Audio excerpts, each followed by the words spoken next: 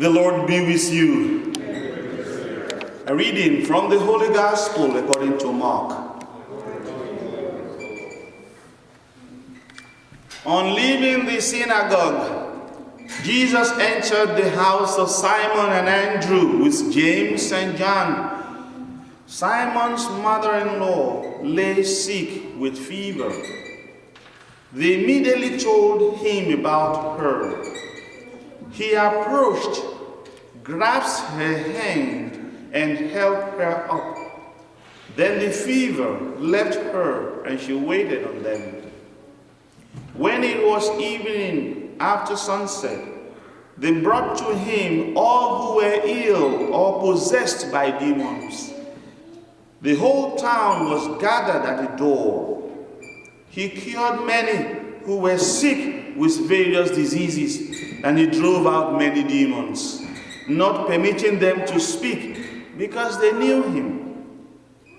Rising very early before dawn, he left and went up to a deserted place where he prayed. Simon and those who were with him pursued him, and on finding him said, "Everyone is looking for you." He told them, "Let us go to the nearby villages that I may preach there also. For this purpose have I come." So he went into their synagogues, preaching and driving out demons throughout the whole of Judea. The Gospel of the Lord. Praise to you, Lord Jesus Christ.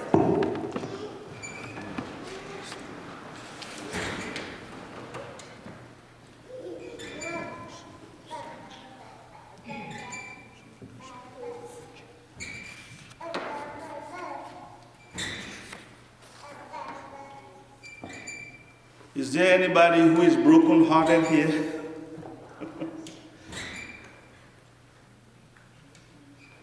Like nobody? Oh, okay, yeah. So I have company here. So maybe the rest can actually go home now. If you're not broken-hearted, why are you here?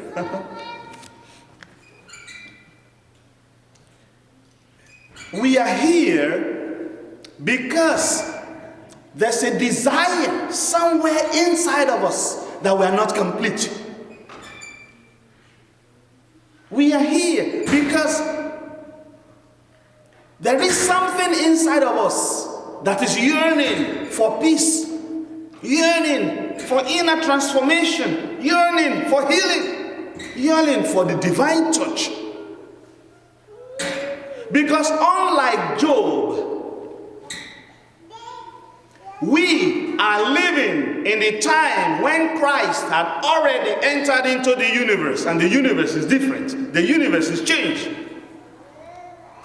During the time of Job, he saw life on earth as drudgery. It was pain, it was misery, it was restlessness at night. His life was like a hireling, someone who is hired like in a military to just take instruction, to just go and fight and battle and be tired and weak. And he wonders, is this what life is all about? That is what happened many years before Christ. But because God is a healing God, God is Emmanuel. God in Jesus cares for the brokenhearted. He cares, he loves. And because he does love and care, he comes to be with, to watch, to console, to comfort, to touch.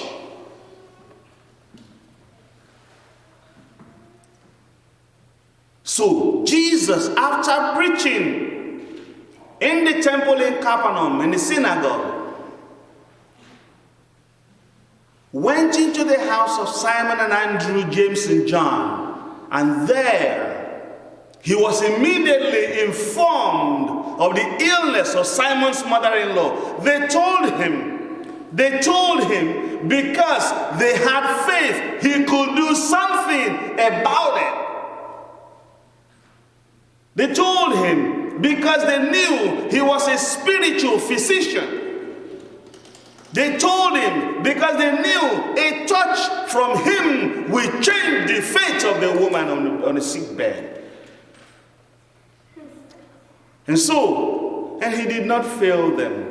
Never for once has Christ failed those who has faith. The Lord heals the brokenhearted who seeks refuge in God, the brokenhearted who walks in the presence of God, the brokenhearted who opens his heart to the flame of healing, the flame of fire, the flame of joy, the flame of consolation that comes from the sacred heart of Jesus, the one who loves.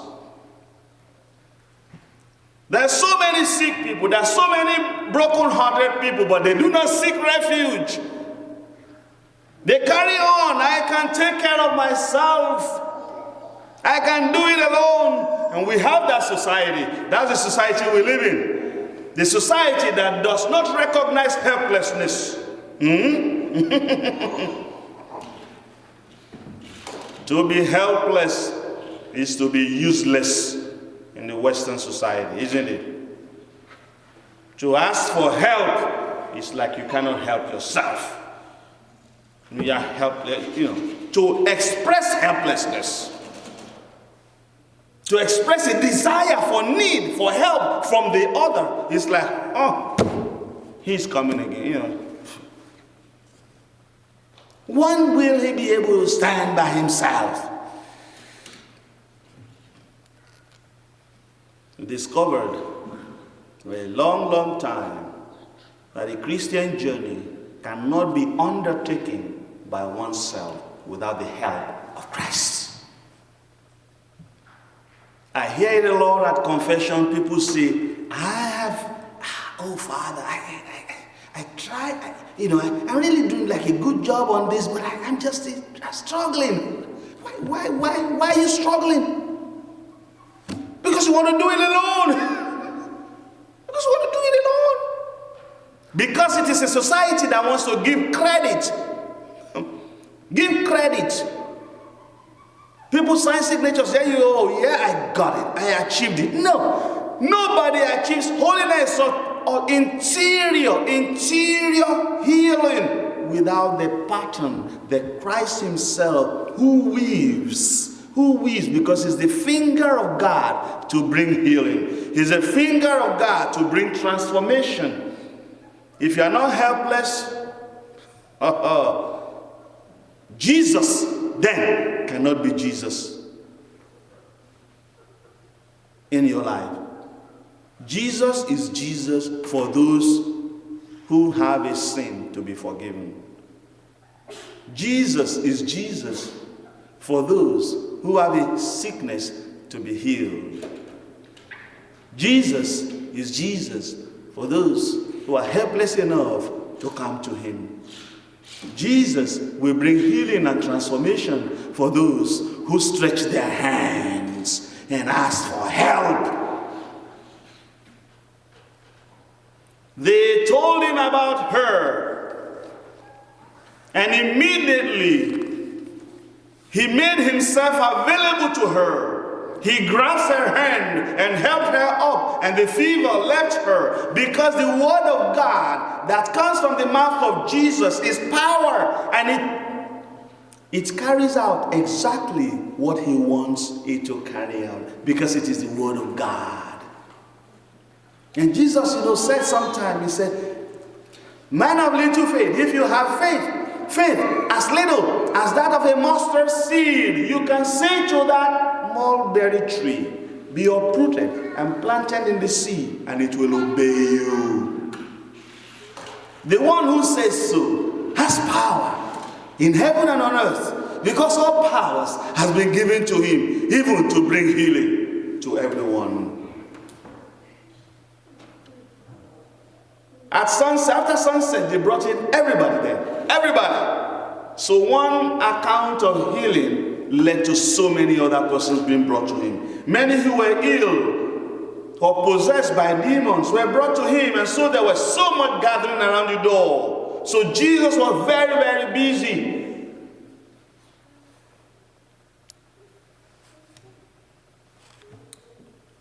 Are you busy?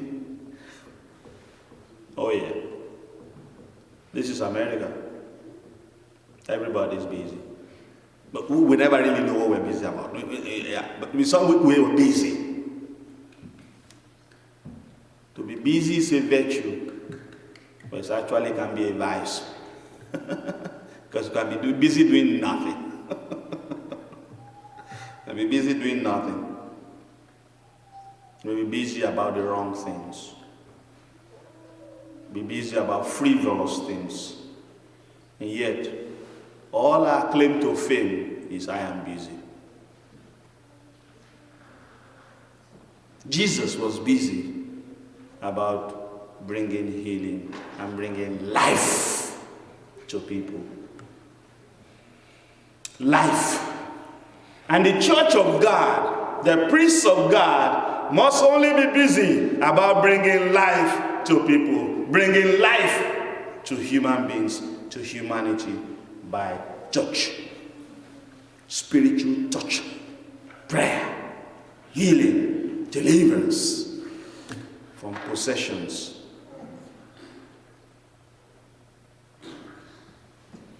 A society that is godless is a society that does not recognize the presence of evil. A society that is godless is a society that does not recognize the presence of sin. The society that is godless is a society that does not recognize the fact that there's demonic possession. Today, and I tell you what, we live in such kind of society today. The recognition that some spiritual ailment that can never, ever undergo any therapy. Because when Jesus was healing and bringing deliverance, he cured many people. Those who were possessed. The word in Hebrew is therapeo, is therapeutic, therapy. But you know it has been stolen by the secularized society, and this therapy is being done everywhere else except by the church. Therapy starts from confession. Therapy. Recognition of sin. And today, many don't go to confession, but we go to communion. It is a lack of recognition of sin. A lack of recognition of sin. And because of that, you don't go to confession, you don't get yourself pure and cleansed, and then you head up. People line up for confession and everybody just goes. St. Paul says you receive condemnation on yourself when you have sin and you do not go to confession. There are so many people in our society today who are suicidal. So many people in our society today who are only experiencing darkness in their soul. There's so many people today who in one way or another they have lost a sense of direction in their life. Their souls are chopped off from their body. They experience spiritual schizophrenia. They are broken. They are broken. Some are just violence. You see violence all over. So violence in the streets, violence in the malls. You know, people shooting. What do you think that is? What do you think that is? It's not normal. It's abnormal. It's abnormal. Or nudity. And people express nudity. People put, ladies and men or whatever on billboards, nudity. Some kind of terrible kind of parties that are going on, nudity. That is Satanism. Those are the signs of Satanism.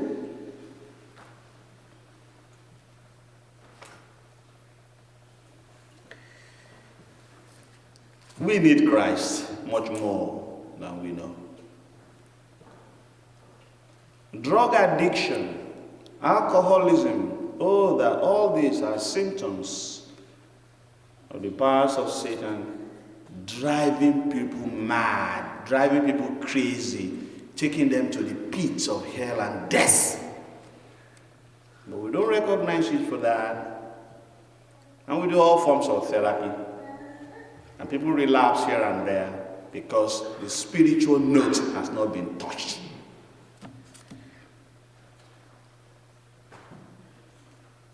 The powers and the authority that Christ worked with while he was here on earth, they're still here in the church. Very beautiful, new, fresh every day in the church. But when we do not recognize God, we do not recognize his opposition, the one who is in opposition to him. If we recognize God in our lives, if we have faith in God in our lives, we will recognize who is the enemy of God and who wants to bring us down. Christ has taken away our sufferings.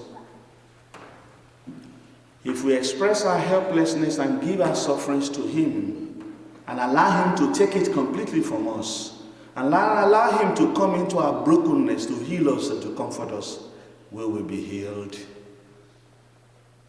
And that alone can fill the church. Or don't you think? It's because people outside don't even see the light of faith in us. That's why they're not here. You can say it tomorrow. You can speak it tomorrow. Because the words don't transform. The words don't bring the life. So people don't hear us. What are you talking about? Those are hypocrites. Yeah, because they don't see it. Don't tell me. Show me. The world is telling us. Let me see the power of Christ working in you. Then I will say, wow. In America, you don't need to advertise a restaurant, do you? You don't need to. If you go there and you have good food and nice meal, yeah, people will talk about it. That's all. So let's go there. We'll have a Christmas party there. That's what it is. How many of you have told your neighbor, the one who lives next door, about Christ in your church?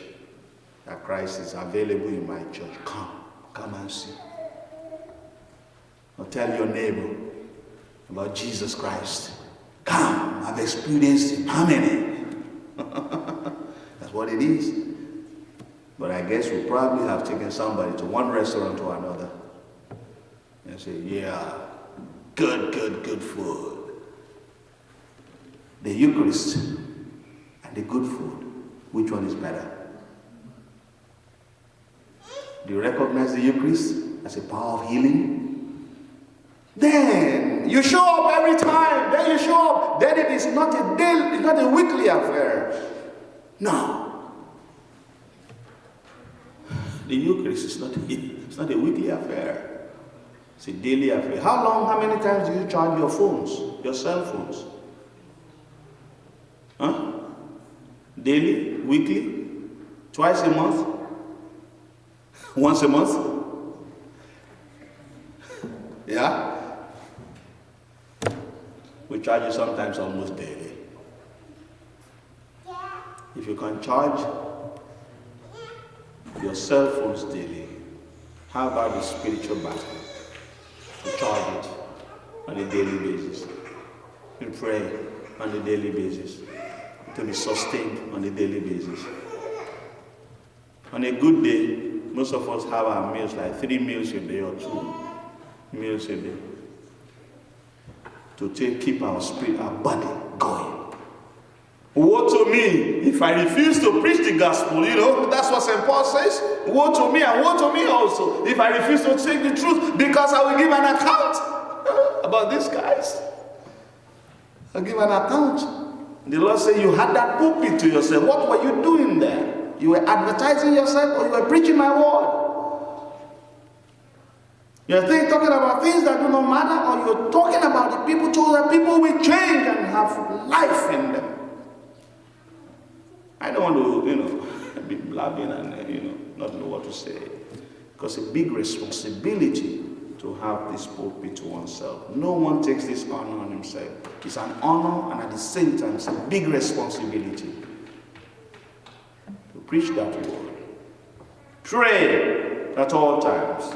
Seek the word of God. Reflect on it. Come for adoration. We offer it every Thursday here in the church. Come and let's display your faith before the Lord and give him your pain, give him your suffering, give him your, give it to him and he will take it. We're not here in the business of advertising programs and programs. We're here in the business of making Christ alive in each and every soul. And if that is alive, people see him in you and they want to take me there. Take me there. I think I love what I see in your life. If it doesn't happen, we have not lived well. If it doesn't happen, we have not lived well. If it doesn't happen to me, I have not lived well. Let us rise and profess our faith.